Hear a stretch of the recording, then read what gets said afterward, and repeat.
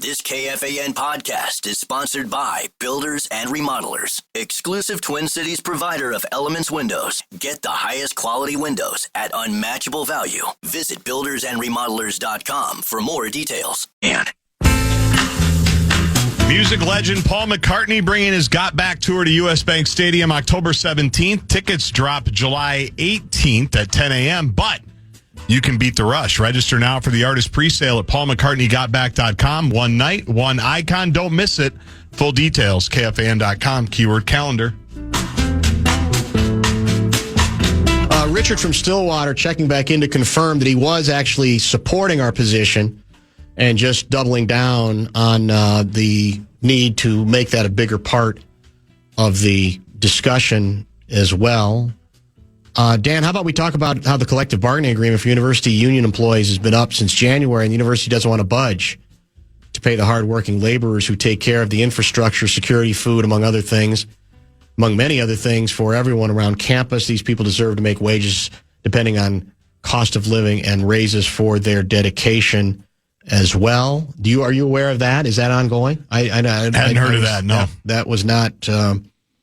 I was not aware of that particular part of the story. It's hour number 2 of the Bumper to Bumper program. Barrero and Guardsy with you till 6:30 tonight. We might as well, now I feel like we should just skip the summer hours from a year ago because we're practically done now. What's the difference? Or do you think we should Summer's over. Gain a little bit of... Because, we're up against it. At this point, we can take that under consideration. In any case, the new owners met the basketball world where everybody assembles this time of year. When you're anybody who's relevant in professional basketball, the NBA, it's Las Vegas, Nevada. The NBA Summer League has become, I'm not going to say it's as big as the NFL draft, not even close, but it has become its own cottage industry. It has been built into its own entity, amazingly. One could say even perhaps frighteningly to a certain extent, but it's a meeting place now. It's a central spot. And so the decision was made, I'm assuming on that basis, to have their introductory presser there rather than here, which bothers people like Lori Fisher. She was very hurt. Lori Fisher is, very local, very one of us in orientation. And she's like, well, what about us? My assumption is they're going to have another one here. Maybe I'm wrong. We should probably try to see if we can get one or both of them in studio. I agree with that. Well, here's what I'll say also. I would like to get the head coach in, too, which we did a year ago in the summer. I know he's PA's guy during the season, but I would like to try to get him in, if possible. The whole concept, I get why it's their team now. Yeah. But it's not like they just bought it a week ago. We've been introduced to these guys. That's true. I don't feel like we should feel slighted that they went to Las Vegas, but they've been around for 3 years. Lori was adamant about it. Yeah, she seemed very concerned by it, and I forgot what the timing was, so I could have been monitoring the thing and listening to it from my desk. I was checking in on it a little bit. So we're going to play a portion of it that's getting some attention nationally. Let's see if I can. You know what? Now I know where the tweet I'm looking for is. Johnny retweeted it. Here we go. This is from David Aldridge, Hall of Famer, I think, Hall of Fame writer, big-time NBA reporter over a long period of time. And this is his tweet off of the presser. Interesting innovation that Mark Lowry and Alex Rodriguez say will be available at Wolves home games next season, an in-game reverse auction for seats where people in the upper bowl at Target Center can bid on seats that are left empty during games by early leaving patrons. Now, before we listen to the way they explain it, or A-Rod, I think, specifically explains Lori in this case. It's Lori. Yep, okay. It'll be Lori. I'm going to just show you the variety of the reaction from what Aldridge tweeted. Innovative and awesome. Love it. Cool. So in addition to the money that was spent already for the upper bowl seats, patrons can now bid to spend more money on lower bowl seats for whatever remaining time is left in the game, and then does the not so happy emoji, I guess I would say. Grizzlies had something like this a few years back, but just for unsold seats Upper level could bid on lower bowl seats that hadn't been sold by tip-off and moved down after first quarter. Lasted 1 to 2 seasons and disappeared. Would love that. This is really brilliant. Everyone should do it. And then a number of people saying, wait a minute, not so fast, my friend. What the hell's going on here? Let's listen to the way Mark Laurie attempted to introduce the concept this afternoon. We've got a clean slate here to rethink how things are done, not just accept the way they are. And, we have big ideas on how to innovate, on how to do things in a way that will separate us from others, in the way that's been done in the past. Starting with Jump. So it's a company Alex and I co-founded. We announced it today. It's a dynamic, real-time, integrated ticketing exchange, sort of a next-gen ticketing exchange and a full fan experience. And that'll be the first of many, hopefully, things that we do to show that we're, being leaders and not just following. And if you guys have any questions about it, founder Jordy, the CEO, is actually here as well. But it's really cool. It's basically let's give you one bit of tech because it's very cool. Go. You could dynamically move to any seat in the arena in real time. So if somebody leaves in the fourth quarter, that seat opens up. In a reverse auction, somebody can just buy that seat for $5 or $10 and move to it. So the arena will always be filled at the bottom, even if people leave. And that's just one aspect of it, but it's filled with little nuggets like that and really cool stuff. And we look forward to implementing it in the season upcoming with the Timberwolves. So. Okay, so I guess I probably, like everybody, need to know a little bit more about how this works. We're all aware, I think, and been bothered to a certain extent by people leaving early or seats being open and saying, it wouldn't be cool if people who can't afford those seats gets a chance to move to those seats. I probably would not make a very good businessman because in my thinking, historically, it would be, well, you got programs where seats open up, people in the building have knowledge of those seats opening up for whatever reason, and what they do is they got a group of kids in the upper deck, and you say, kids, come on down. We're going to have you sit in these seats for the last 4 minutes of the fourth quarter, whatever the case may be. No charge, right? That would be my concept of it. I'm having a hard time getting my arms around how you're in effect, you're selling a ticket twice or potentially 3 times or whatever. That, first of all, is that legal? I mean, I'm not trying to be naive, but if you've sold a seat, yep, that someone and they leave early, can a team profit from reselling that seat even though technically that seat has already been sold? Here's what I'm thinking. My guess would be, because Common, as you know, was on a rampage about this, and we were talking about it, and I've actually already heard from some ticket members that have said, I don't want them reselling my seats. Well, that's it. My assumption would be it's like the Wimbledon queue, like what they do at Wimbledon, for people that don't know, is they have a line that you just wait outside, basically, if you don't have tickets because they're very hard to get. Sure. And people will turn in their tickets as they're leaving and say, we're done for the day.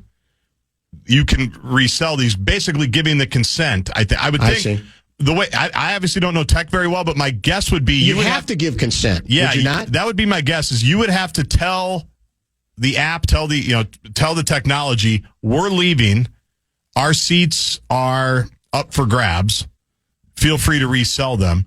Because otherwise, I don't know how you would do it. No, because you can't. Because what people have brought up, like, well, what if you just go to the restroom? Well, clearly, then you can't resell those. It would have to be, like you say, a system. You have to give consent, I would imagine, in place. Now, my question would be, how aggressive do the Wolves get in monitoring who's in their seats and, hey, are you coming back? Because to me, that would be more than annoying and not worth any kind of major policy change. I would hate that policy change if it becomes that heavy-handed. It's got to be, like you said, extremely voluntary on the front end. Yeah. Is it not? Where you go on any given night, all right, when you leave, you click a button to let us know you're gone, and then we're going to try to resell. There's still something that seems morally bankrupt about selling that space twice, to me. It would almost seem to me like, well, then does the person who's leaving, does he get a cut of his of conceding his seat, or does that all go to A-Rod and Lori? Did I get to that quick enough for you? I think you did. How about some bonus bucks, and then we can get into more detail. Yeah, you can pay for upgraded seats at Target Center next year if somebody opts out. The Fan and BigDeck.com want to give you a shot to win bonus bucks. It is our national cash contest. Second hour keyword is grand. Go to KFAN.com and enter the keyword grand.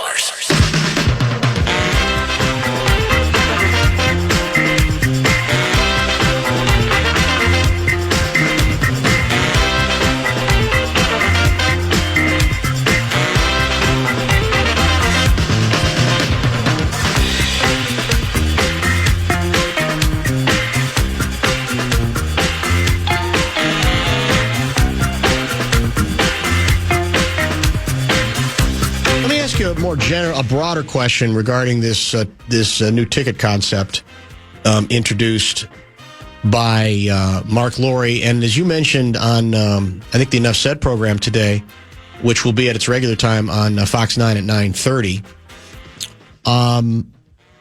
The app is an A-Rod Mark Lowry production, correct? They're the co-founders. Yeah, we got the release on that today. That works out well. I'm reading the release, and they're talking about it, and I said, let's take a look at Jump. And as a guy who uses the Timberwolves app frequently, so I'm curious what they're making us use now, because this is different than you look. Yes. Oh, it's co-founded by Mark Lowry and Alex Rodriguez. What a convenient partnership. Yeah. So I did have my eye on it. You can vouch for me. I did say that on TV. No. I said, I'm curious what that means. Yeah, well, we're starting to find out.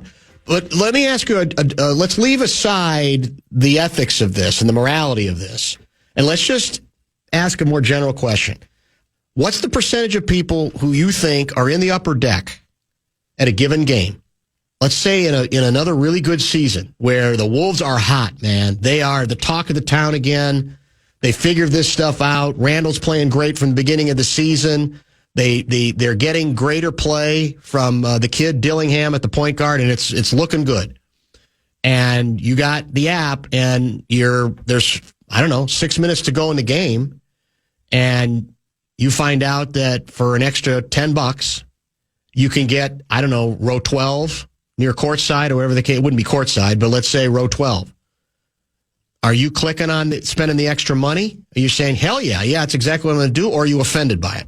I'm not offended by it. I don't know if I would do it. I would be interested. And what's the percentage of people, though, in your view? That's what's the interesting question. Yeah, obviously it's... Because I think most people would say, come on, man, I'm not going to spend extra money. Well, it depends on what the price is. Yeah, that's kind of where I was going to go, because... Well, they even threw out $5 to $10. Now, do they mean it? That's exactly where I was going. It's easy to say in Vegas on July 11th, $5, $10, all of a sudden you're sitting in row D and you can see Crunch's pupils.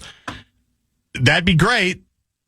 And now if it's an auction, really they can argue we don't set the price, right? If they're doing... Yes. If you have to bid on it and there's a deadline or whatever, you could argue. But because I think people could, because a lot of businesses do this, right? Like when you check in, you get an alert on your phone that you've got to check in for your hotel. A lot of times, hey, you want to upgrade for $30? You can do it right now. You want a runway view at the O'Hare Hilton? Right. Come on in. It's only $32 right here. Like the upcharge, there's always that. Everybody's always trying to do that. Every business is always trying to do that. So I don't hate it. I actually kind of like it. I would definitely... As someone who sits in the upper deck a lot, I would be curious.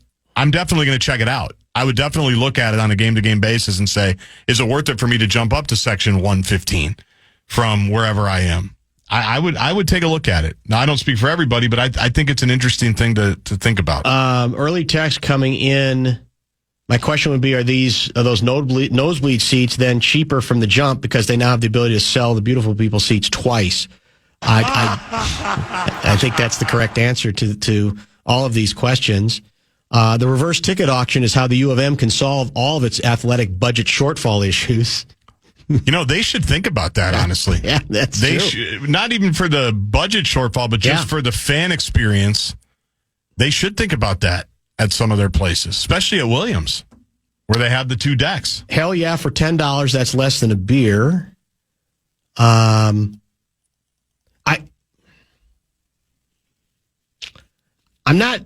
I don't know that I'm ready to get on the major soapbox, but I don't like the smell of it. I have to tell you still, the idea of, again, a paid-for ticket and the team gets more money to resell it. That's still, from somebody who's already in the building and they already got that money too. There's something that feels wrong to me about that. But that doesn't mean some people wouldn't be willing to do it. That's what's interesting about it. But clearly, again, it has to be, but to me, and here's where the legalities of it are interesting. Because as I understand it, like if you're a season ticket holder and you want to sell a ticket for a given game, you got to do it through the Wolves, right? Yeah. But you're still going to get the money, correct? Yes. Now, there may be a service charge involved. I don't know. But to sell right now, there is not. Oh, there isn't one even. Okay, even better. So then, for now, we'll see what these guys do. That's true. Because I'm very skeptical about that. But I would say that I'm diametrically 100% opposed if you're telling me that the ticket buyer doesn't get a cut of that resale. It's his ticket. As far as, I mean, you know what I'm saying? That feels wrong to me. If you're going to put them in that position where, and you know, they're trying to sell it on the basis of, hey, we want to give everybody a chance to come down to the better seats. Well, yeah, for a price, you do. And are you willing to share the proceeds of everybody feeling so magnanimous about it? Why shouldn't the person who paid for the ticket and has presumably to that extent control over the ticket get some of that payment? Maybe they will. Well, maybe that was not brought up today, or was that question asked as a follow-up? I don't think it was, no. But yeah. And that's why I think it has to be a thing where the ticket holder really probably is never given that option. They can leave and not put their ticket back into the queue, or they can say, yes, sure, go ahead and sell it. That has to be up to the ticket buyer, correct? I would think so. Because again, you can't get into the deal of restaurant where people, you know, somebody's gone for half the game, whatever the case may be. That's still up to the ticket buyer, as far as I'm concerned. I don't think you can get in the way of that at all. Because a couple of people were saying, how do you verify the previous seat document left? That's got to be it. It's got to be an app. And there's got to be a communication, and the team knows, and unless that button's pushed, they can't mess with that ticket. End of story. Right? It's that simple. I mean, I don't think that it's got to be. Because there's no other way that it could possibly be done. Now, I wonder if they geo-track you, and if you're walking into Skyway Ramp B, if you're waiting to pay to get out, although they fixed that. That's creepy. You don't have to pay. Well, I'm guessing, though, because we get geo-tracked all the time on stuff. You get alerts when you're somewhere. That's too aggressive. Companies track us for coupons. But that, to me, that's too. If you're saying that should open, then the Wolves feel permission at that point to resell. No, they would feel the permission to send you the alert to say, "Hey, it looks like you left. Do you mind if we resell this to somebody that's up in 212?" That's creepy. Somehow, I believe Mike Tice is involved in all of this. He'd be an investor for sure. That's a good throwback for sure, is it not? I'm guessing the seats by the dance team will go first. What does that mean? Sicky. Oh, I see. Okay. Maybe it's the steroids. I'm not sure. The zone. I don't mind money-making ideas. That's capitalism for you. However, hiding behind this as a fan experience enhancement is just BS. If it truly were intended as that, they'd let ticket buyers in worse seats move up to vacant seats, period. This is a money grab. Can't convince me otherwise. Mikey North Branch. He's not wrong. I mean, the fact is, I mean, it sounds, you put the fancy word salad language on it, and it just sounds like, hey, and we're here to make things better for the fans. Now, there are some fans will say, that does make things better for me. But you're as much as naive as I am in expecting what I'm asking for, they would have been better off saying, hey, look, we're all trying to enhance, what comes in. We need every dollar. We want to build a new arena, whatever the case may be. So we're not lying. This gives us a chance for another revenue stream, as opposed to we're going to really enhance the experience of fans. Because they do always have the option, and I think they do occasionally do this with some seats that open for some games. Maybe not as often as used to be the case because not as many seats are open. Right. Where they'll bring groups in, right? And they will give them an opportunity to sit in some seats that they otherwise would not have had a chance to do it. They don't ask them for that, whatever that ticket price usually demands. Yeah, I get the old school, hey, there's an usher that notices there's father and daughter that's up in 200. Right. Hey, we're going to throw you in some seats. Throw you a bone. But that's almost like more cumbersome for the ushers. True. To manage that. And at least, because they're always watching like lower level up. When you go, they're checking your ticket, right? True. To make sure you're in there. So it's probably easier for them to do it this way, too. Bottom of the hour pause here. I've got one other Summer League story I want to address. I've got more news on the March A-section stuff to discuss. And I continue to like to hear from some pilots regarding that the latest report on the India air crash that is frightening beyond belief. We'll maybe recap that story as well. Top 5 at 5 yet to come. Not to mention a visit from Lavelle E. Neal III. I'm hoping in studio. If not, at least on the phone.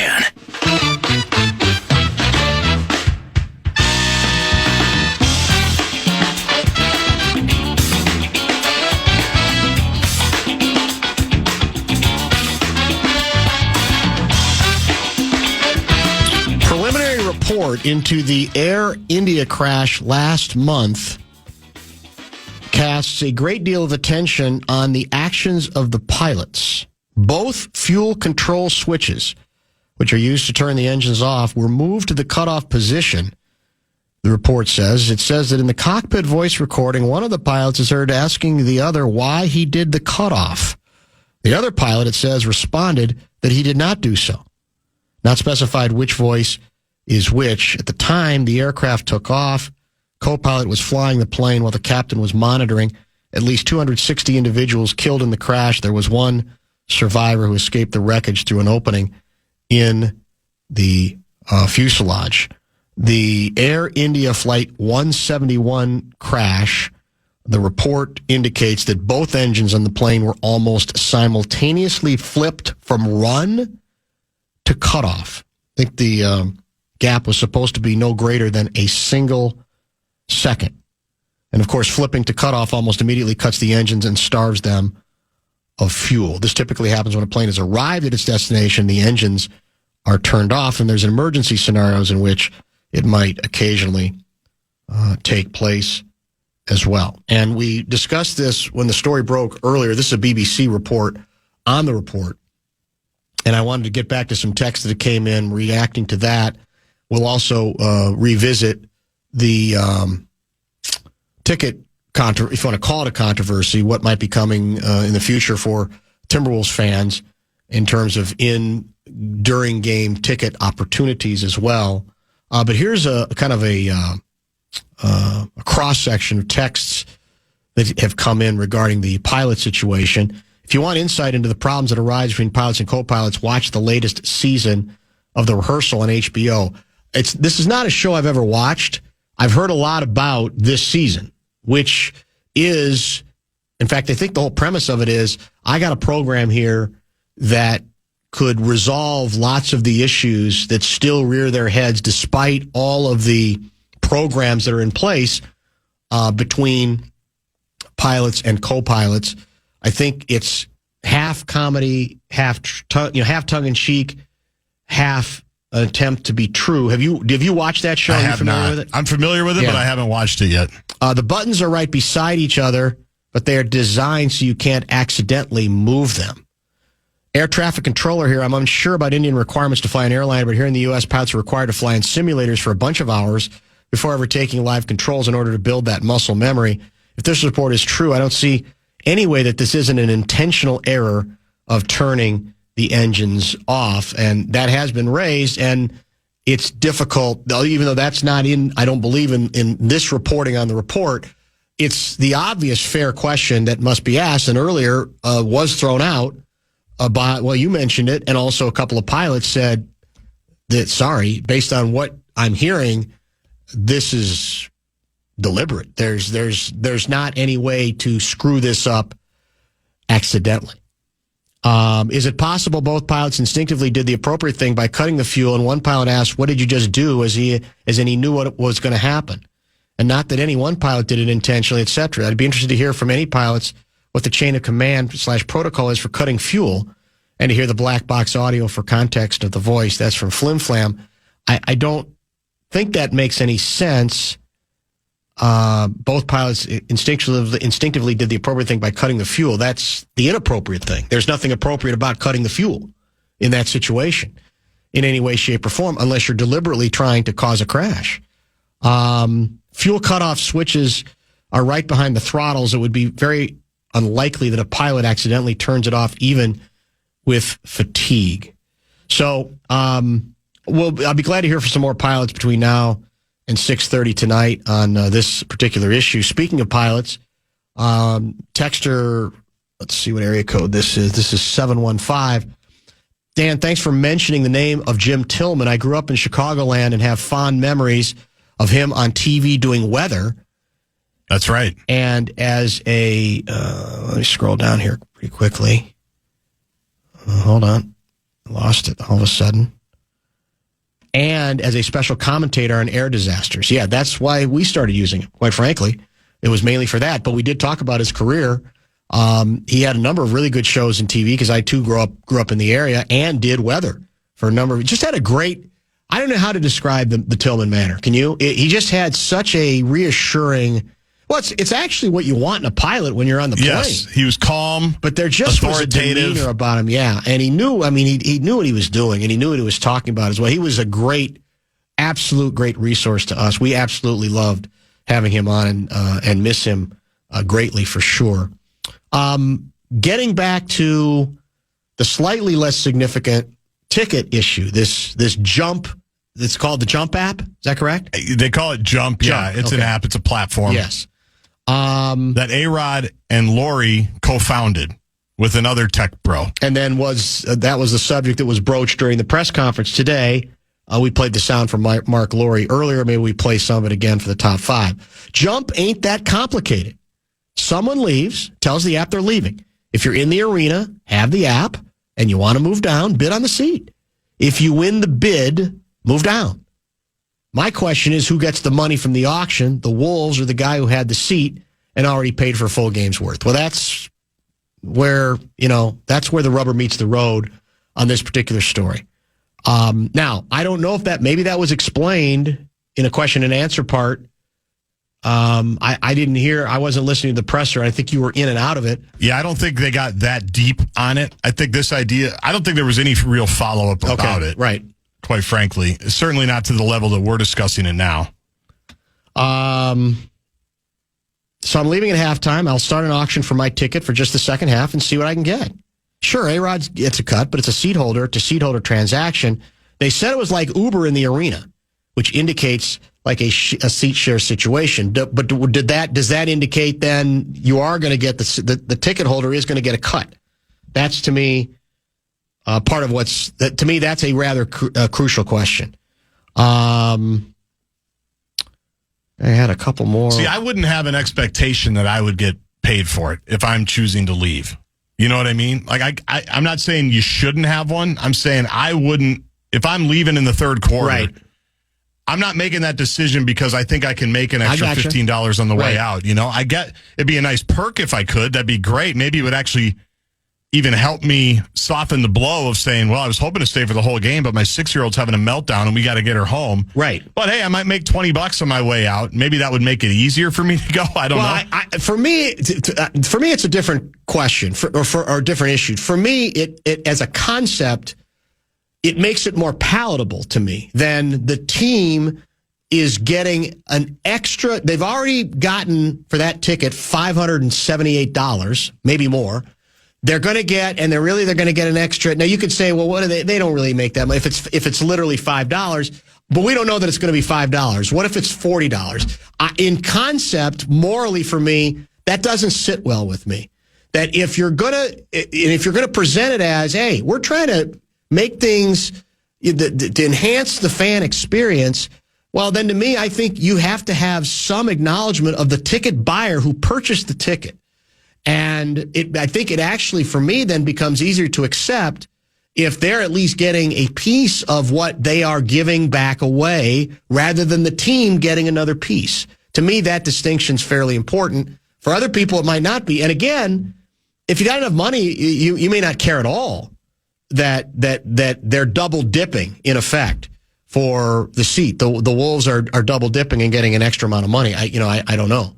But to me, so I'm not here saying that if you leave, you have to do this, or even I'm going to look down on you if you, on your way out, you were leaving anyway. You're going to try to make extra money. Well, it's your ticket.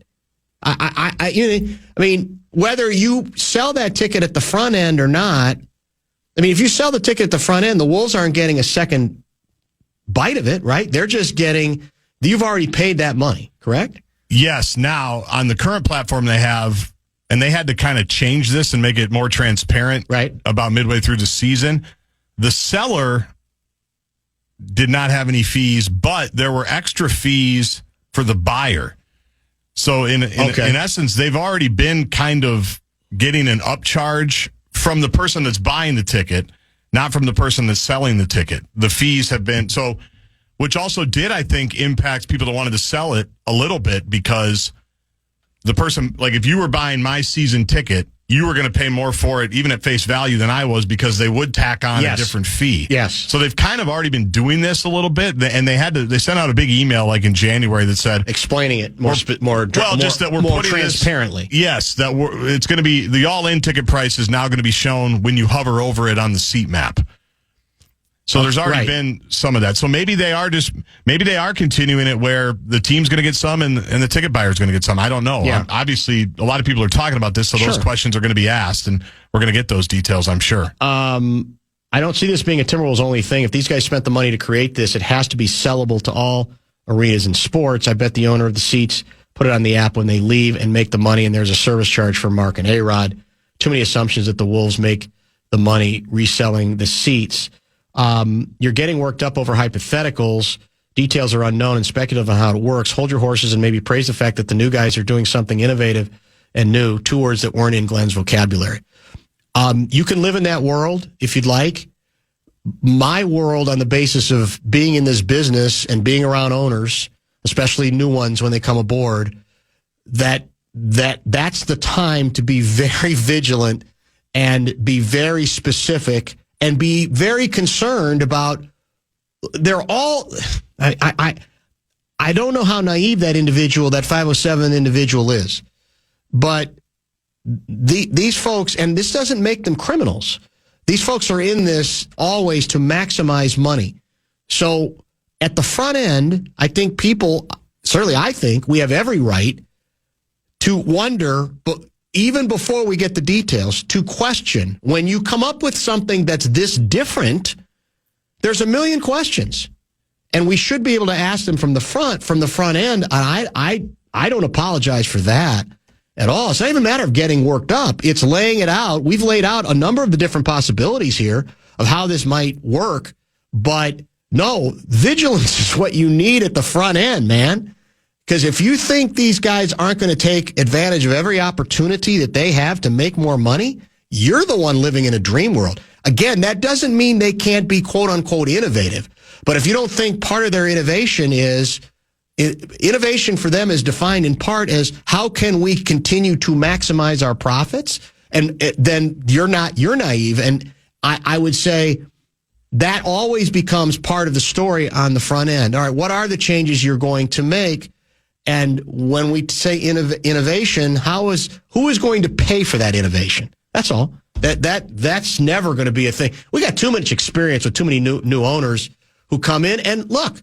Same questions were asked of Glenn. Questions of everybody. We've certainly praised some of the innovation we have seen when it comes to really going out and getting Tim Conley.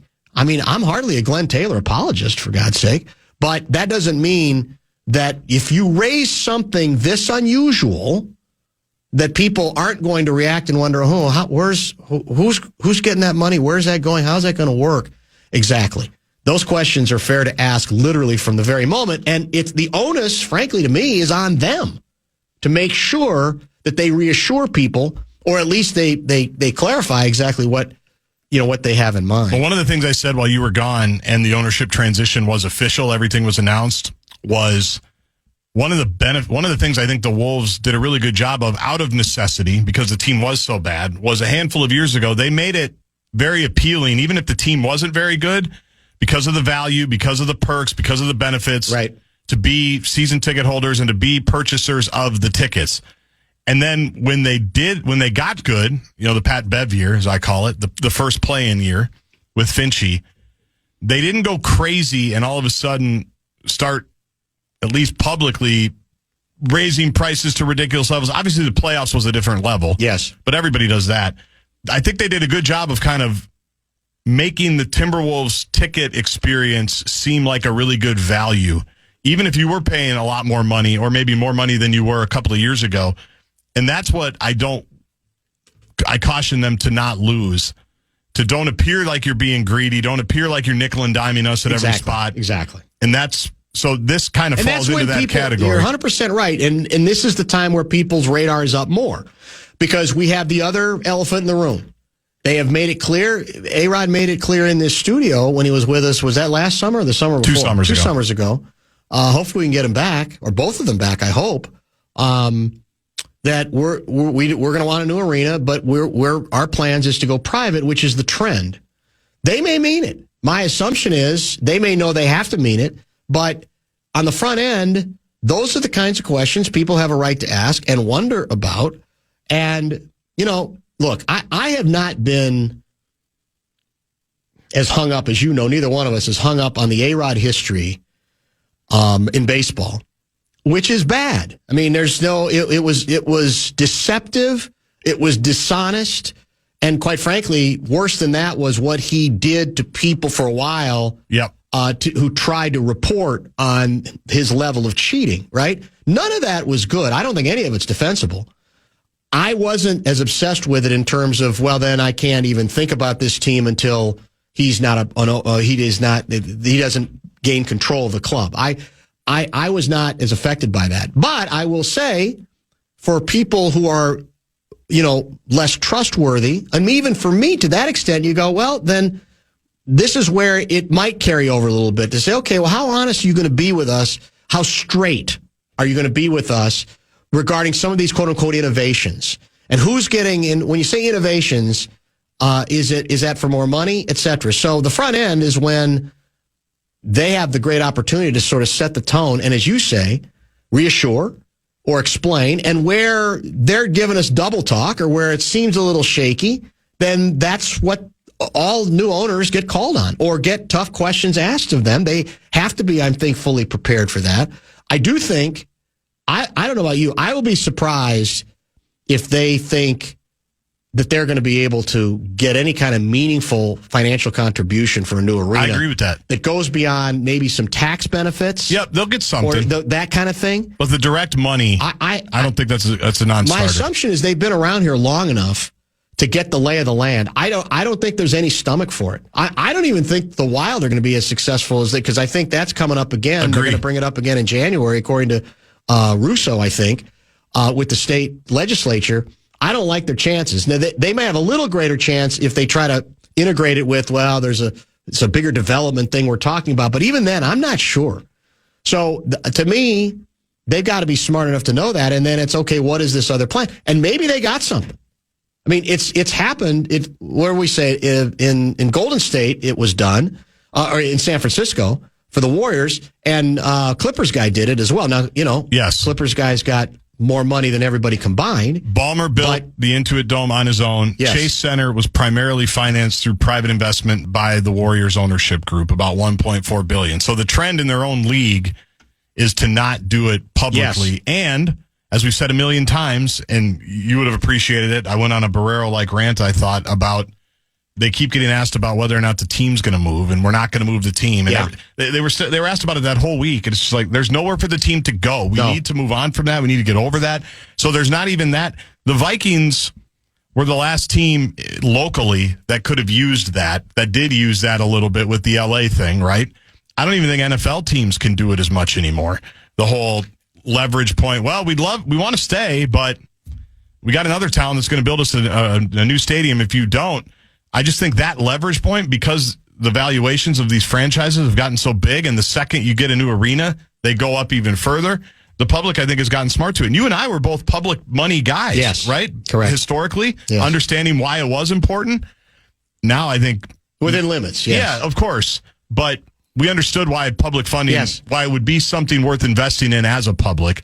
Now I don't even really feel that way anymore because we've seen it. These rich guys have been able to do it themselves and enrich themselves that way. And because, as we've learned, the expansion fees are so obscene. Correct. That can now be charged to a new owner group that the existing owners say, we just want that pure money there. So it has taken away a weapon that historically had been used, sometimes overused, but used. And that's pretty much, like you say, gone. I mean, the rumor is, the NBA wants to go back to Seattle, but they don't want to go back to Seattle with an existing team for the reasons we just laid out. I mean, the number, we should probably check the latest, what the last expansion fees were, what they're even projected to be once the NBA goes back down the expansion road. They are beyond obscene. That's too much money for the existing owners to say, no, we're not going to let, we're absolutely not going to let you move because that's the chip we want. We just want a bunch more, another big pot to the pile. And I think a few years ago, didn't we hear it was like $500 million? I have to imagine it's even more now. Yes, it has to be. I mean, it's got to be closer to $1 billion. Probably does. It wouldn't be shocking at all. Maybe more. I don't know. Well, so what do you make of this text? Let me scroll down to find it. New Yorkers don't know Minnesota values. Well, I mean, again, how do Minnesotans feel about POLAD values? I mean, we can go crazy. We can kind of get a little lost in the weeds when it comes to Minnesota values, what we value. It's a little too much. POLADs are local, aren't they? Yeah, I mean, come on. Did Carl grow up here? I don't know. Well, I don't know if he did, but the rest of them did, didn't they? Or obviously spent a lot of time here. So I'm not sure I buy that any longer. Somebody said maybe your way out, if you sell your ticket or you give up your ticket early, say you're leaving early, you get a lifetime fitness subscription. People forget they gave those away when you bought season tickets. They did. That's true. How long ago it was. Carl was born in Des Moines, by the way, so he wasn't. Now it's Midwest. Okay, yeah. Upper Midwest sensibilities. All right, that's so technically not Minnesota sensibilities, but the kids, I think, they're all here. Yep. I don't know if they were all born here. Maybe they weren't. Maybe I've misread that. I'm not sure. All right, top 5. We got one today. What are we going to include? A big concert at Target Field tonight following a baseball game. We'll hear from Mark Cuban and Alex Rodriguez on this very topic, the arena topic, and why it's important.